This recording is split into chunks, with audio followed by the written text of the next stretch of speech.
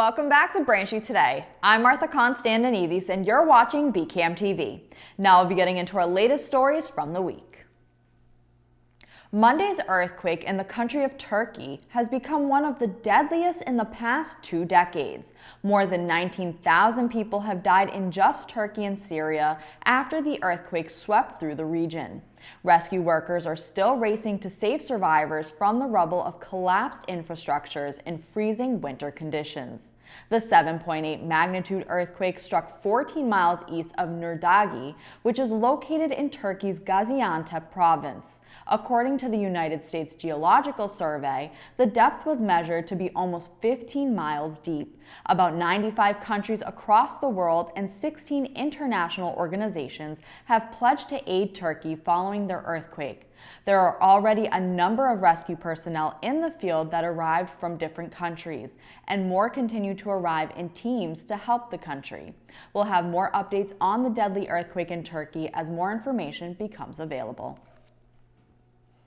On another note, on Friday, the Pentagon rejected a claim by the Chinese that a spy balloon moving eastward was not being used for surveillance. China claims that the balloon was a weather research airship that had blown off course. Pentagon Press Secretary Brigadier General Pat Ryder said it was an altitude of about 60,000 feet, was maneuverable, and had changed course. He said it currently was posing no threat and that there was only one balloon being tracked.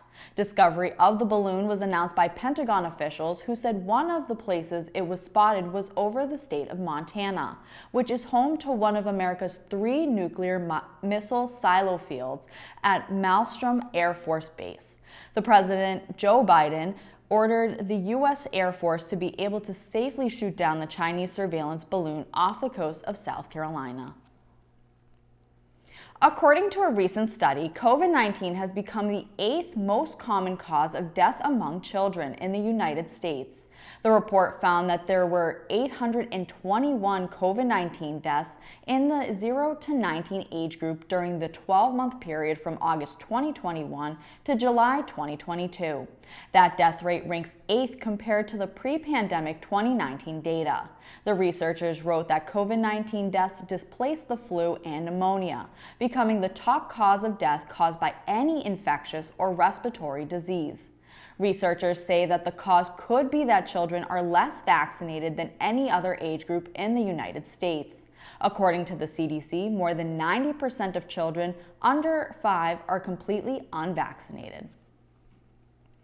Although the state is not reporting daily COVID-19 health trends anymore, the Mass DPH is still monitoring and reporting health trends on a weekly basis. On February 2nd, newly released metrics show that over 67,000 molecular tests were conducted and 5,160 new positive cases were reported in the last week.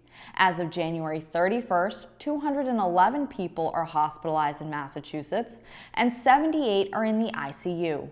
112 new deaths were also reported in the last 7 days.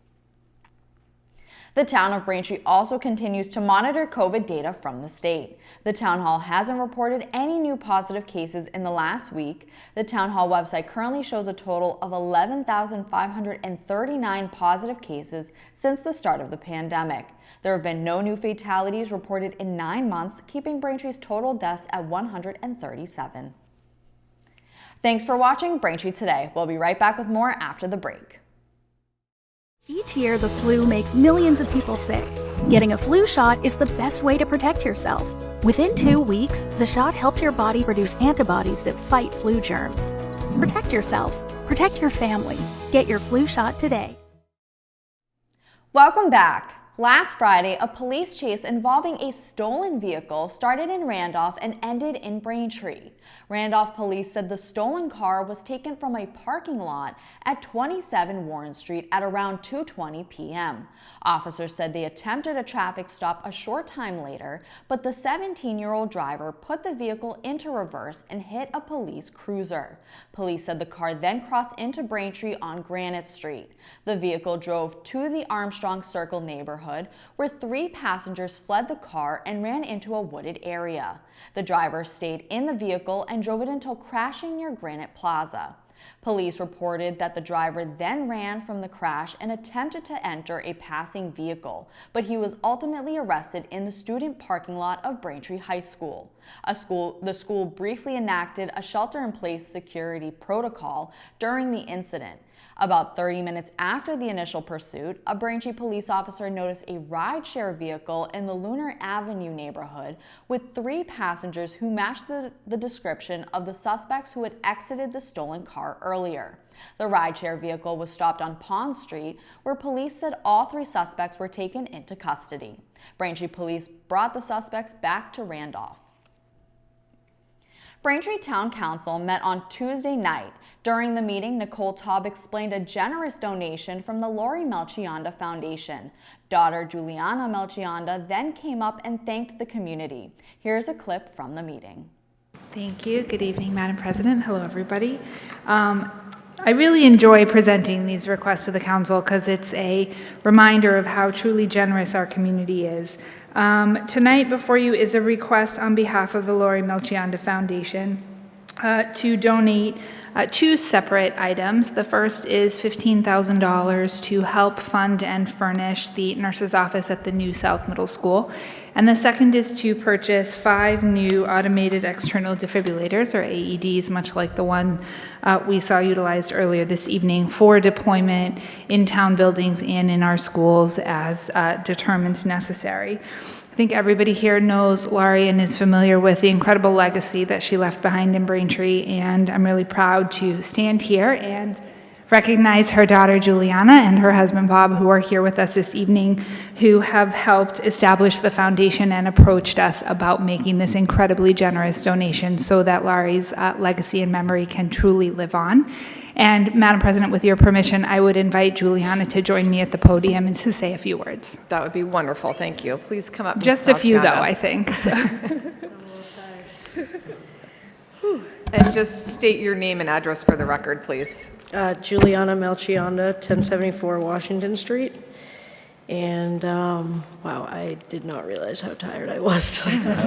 Take your time. Really, I just want to say thank you. Thank you to the town of Braintree. It's been overwhelming, the support that we've received, so it's an absolute honor to finally start giving back for all that you've shown for my family and I.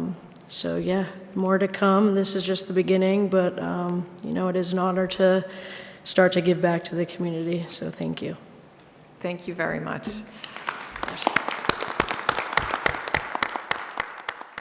To watch the full Town Council meeting, you can visit BCAM TV's government channels, Comcast Channel 8 and Verizon Channel 26, or check out our YouTube channel at youtube.com/BCAMTV within the Braintree Town Council playlists. On Monday, the school committee met to discuss a number of topics, including ways to address overcrowding in Braintree schools. There have been no new decisions on how to move forward with this, but the school committee will meet again on Monday, March 6th to further discuss this topic. To watch the last school committee meeting, you can catch it on BCAM TV's government channel, Comcast Channel 8 and Verizon Channel 26, or you can watch it at your convenience at youtube.com/BCAMTV.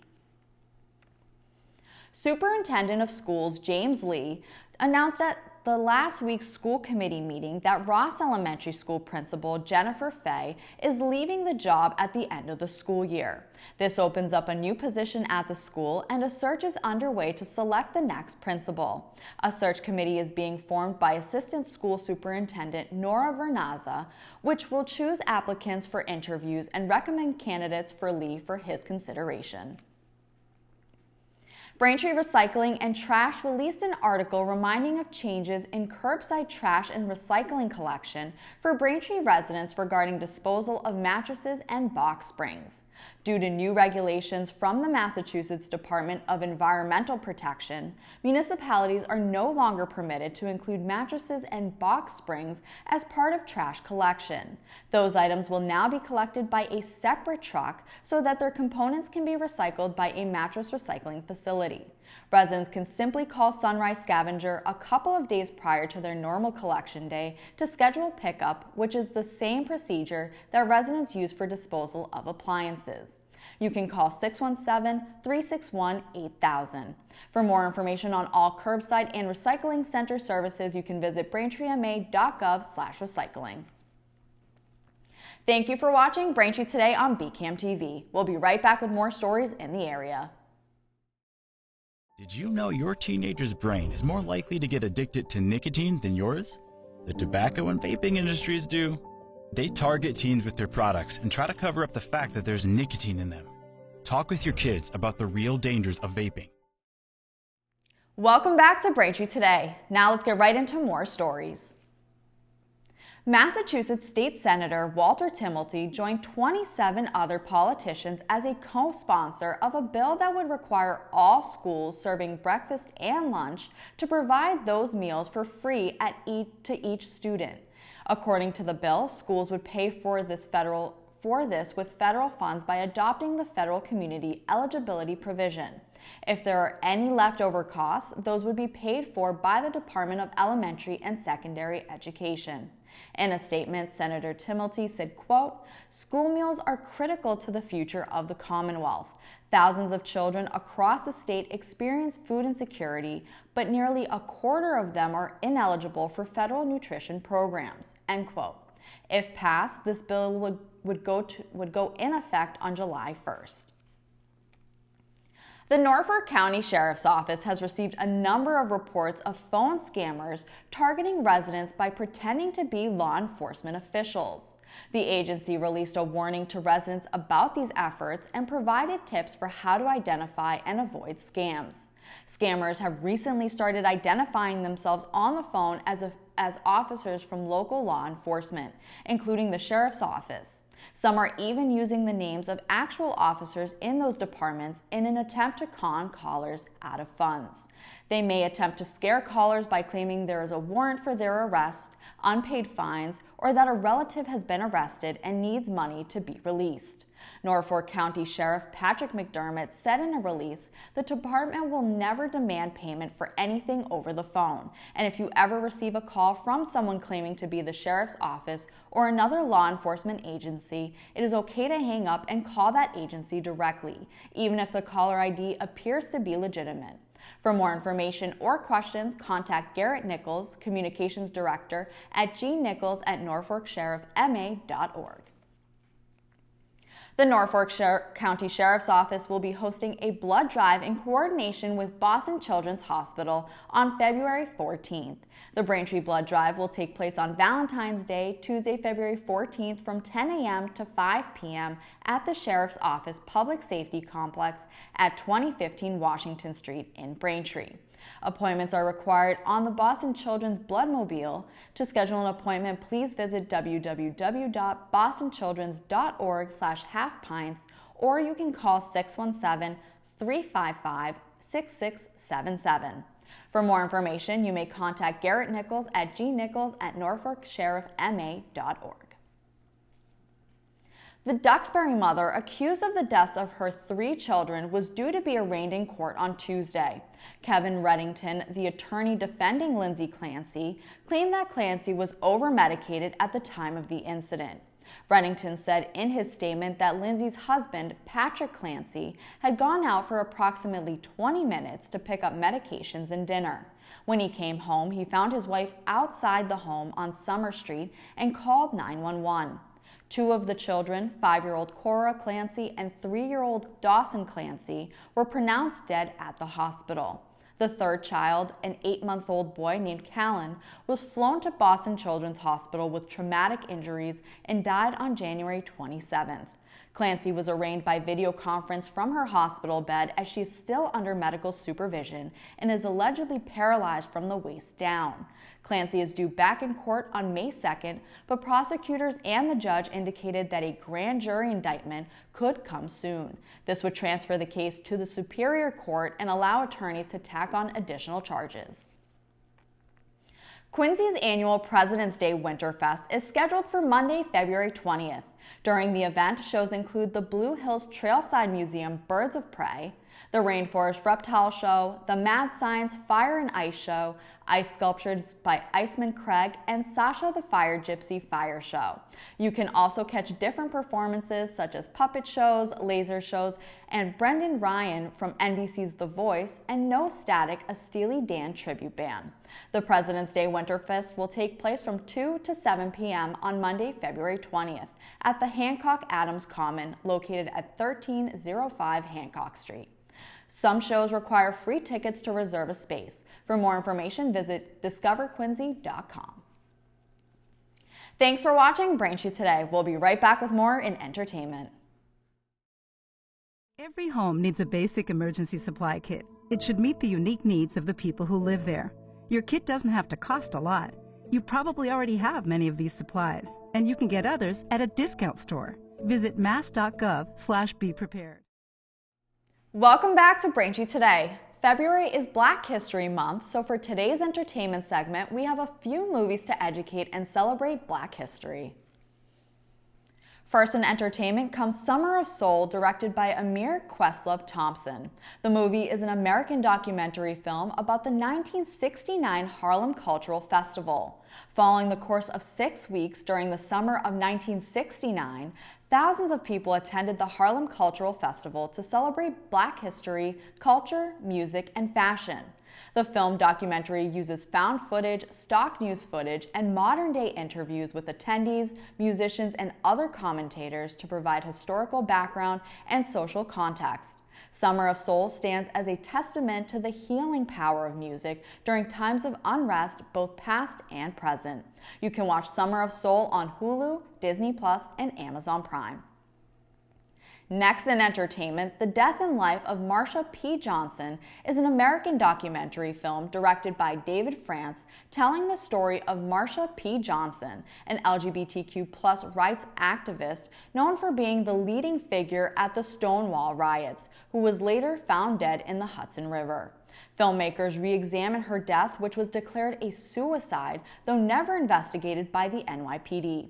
The film centers on trans activist Victoria Cruz, who investigates Johnson's murder on her own and revisits Johnson's historic and important work. You can watch The Death and Life of Marsha P. Johnson on Netflix.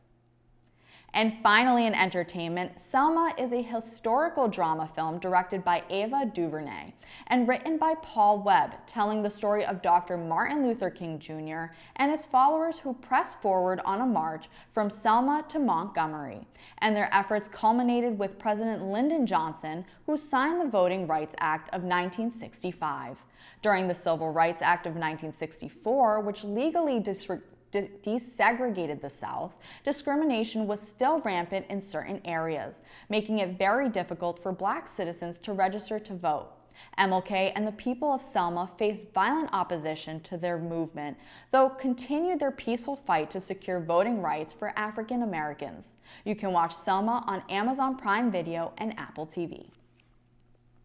That'll do it for news today. I'm Martha Konstandinidis, and thank you for watching Braintree Today on BCAM TV. Stay safe, and we'll see you next time.